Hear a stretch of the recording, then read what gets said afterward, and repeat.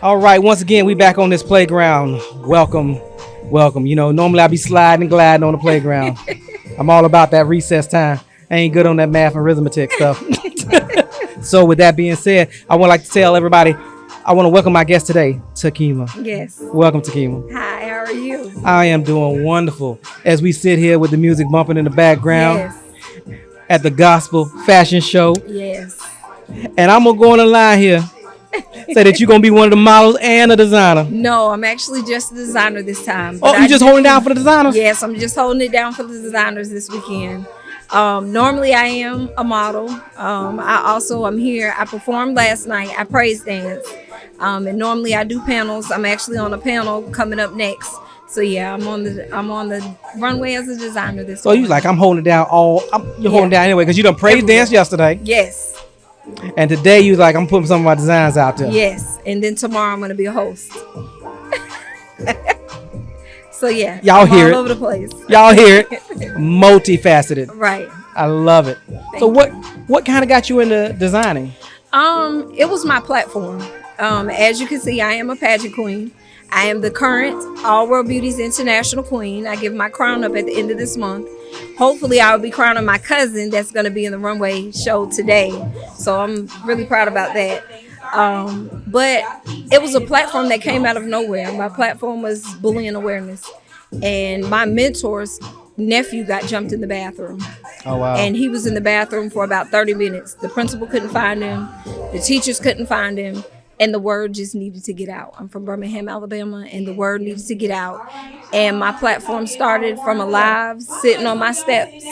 And a sorority that I was in, my fraternity brother was like, it's got to stop. God told me it's got to stop. It's yours. Take it and run with it. And that's what you did. You took it and And I ran took with it and I ran with it. I started off with spray painting shirts at first and hand painting. And God said, let's take it to another level. So now I actually print the stuff, iron it on myself. And this is my second or third runway show. So you around here with that passion for fashion for real. Yes. So I'm excited. I'm excited to see some of your designs. Yes. If I get off these monkey bars, sometimes, man, look here. I done been under the slides because of the rain. Right. I done been in the sandbox. I'm trying not to be too dirty today. Right. But that heat, So I decided, come hang out with y'all. Oh, that's fun. So That's a beautiful thing. Yes. Like I said, your journey for fashion yes. is inspiring. Yes. Because your reason why you did it is what's really inspiring. Yes. And I also gave my kids a platform as well. When we were growing up, it was kids are to be seen and not to be heard. Yup. And that was the number one rule. Right. So I had to realize I'm also a survivor. I never say I'm a survivor. I say I'm an overcomer. Because when you say you survive, that means you haven't forgive the person who That has did it. harmed you. And my godmother's always taught me hurt people hurt people. So in Yup. order for you to heal, you have to overcome what you've been through. And you can only do that by leaning on God. But I wanted to give my kids a voice. My son went through the domestic violence with me. And everybody was like, well, how can he tell his story? He was only 4 or 5. He doesn't understand. But now he's 20 and his story makes an impact.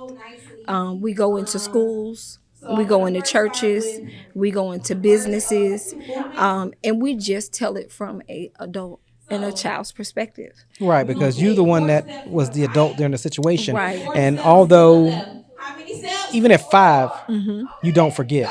You remember all the way up. Right, Because, that's why we got them things like, man, I remember back in the day. right, So he's able to tell that story and make it relatable to kids going through stuff like that now. exactly. And even with my daughter, she's now 17. I started the movement when she was like, they're 3 years apart, so they were young when I started the movement. And she was bullied all the way up into high school before she found her people. She's in marching band. I believe in teaching my kids, find your people. I found my people through pageantry. I've been doing it since I was 5. So I've always taught them, find your people. My son, he's IT. He loves technology. My daughter loves music. She's learned that music can help heal people. So she's found her thing. She's found her niche. But she had a little white boy walk up to her and say, you're white, I'm black. My mom and dad said, there's nothing you can do about it. I can hit you, I can spit on you. He actually spit on her, and no one called and told me. And by the time she called and told me, me and Dad, we were up on at the school on 2 wheels. But we had to remember we still have a platform that we're trying to carry along and leave a legacy for our kids. So she tells her story, and about 2 years ago, she was jumped in the bathroom. Same thing that I was talking about to get the word out about. It happened to her. So now she's able to tell people how to overcome it, how to get through it. I had to get her in counseling and do a lot of other things, and now she's doing her own thing and she's overcome it. And that's a beautiful thing, because Yeah. you don't want to stay, you never want to stay a victim. You always want to move to the healing part of it. Right. So that way you can find closure. You're never going to find solace, but you'll Right. find closure Yep. in what happened, and help others who might either be going through it or could actually benefit from what you went through. Right. And even with her, I've learned she's learned how to heal herself through music. She's actually looking to go to UAB, which is a local college, and she's learned that she's taken up musical science. She's learned that music can actually help you when you're going through your chemo. It triggers endorphins in your bodies to That help helps you you fight get the better. chemo. It helps you make you feel better. Even we both suffer with headaches. She's now learned cut on music, soft tone music. Instead of us running to our medication, that's what we do first.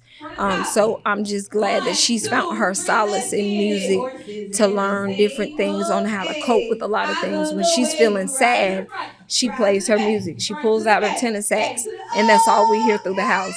And it's like a soft tone. She picked it up in 6th grade, and she's been playing ever since. And that's what you want.